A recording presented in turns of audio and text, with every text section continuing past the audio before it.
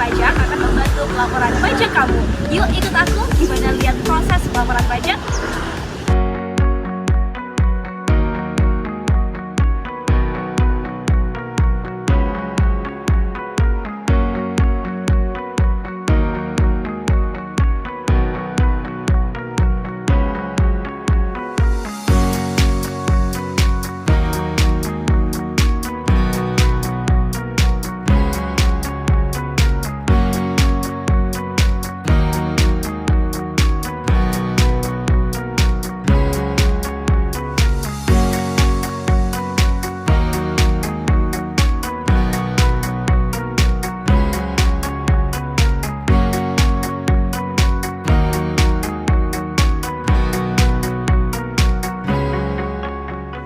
Gimana sih caranya lapor SPT 1770S? Yuk ikutin langkah ini.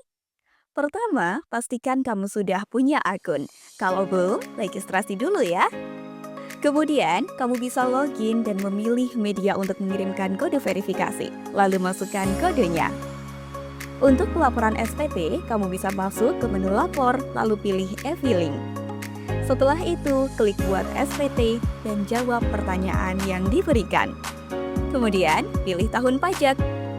Pada lampiran 2, isikan penghasilan final.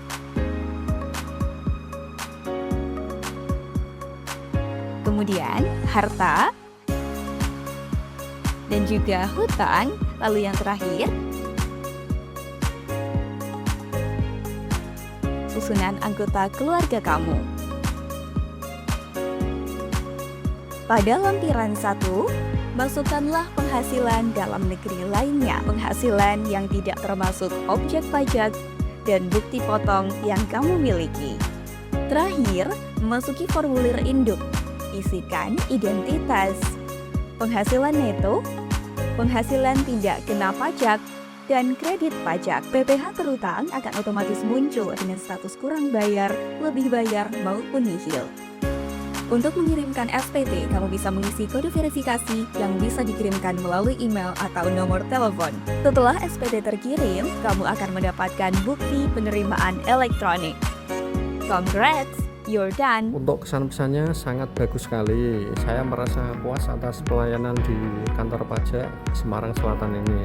Bagi teman-teman yang mau lapor SPT, saya sarankan bisa ke kantor pajak terdekat. Sangat penting. Pak, untuk kesan-pesan pelayanannya gimana Pak? Ya sudah cukup baik sih. Sudah cukup baik. Apakah perlu ada yang ditingkatkan? Nggak perlu. Sudah untuk pelayanan sudah cukup baik. Oke, terus Bapaknya kira-kira buat pelaporan pajak kira-kira tuh penting atau enggak Pak? Buat negara atau buat instansi gitu? Ya sebenarnya sangat penting karena memang semua itu harus dilaporkan.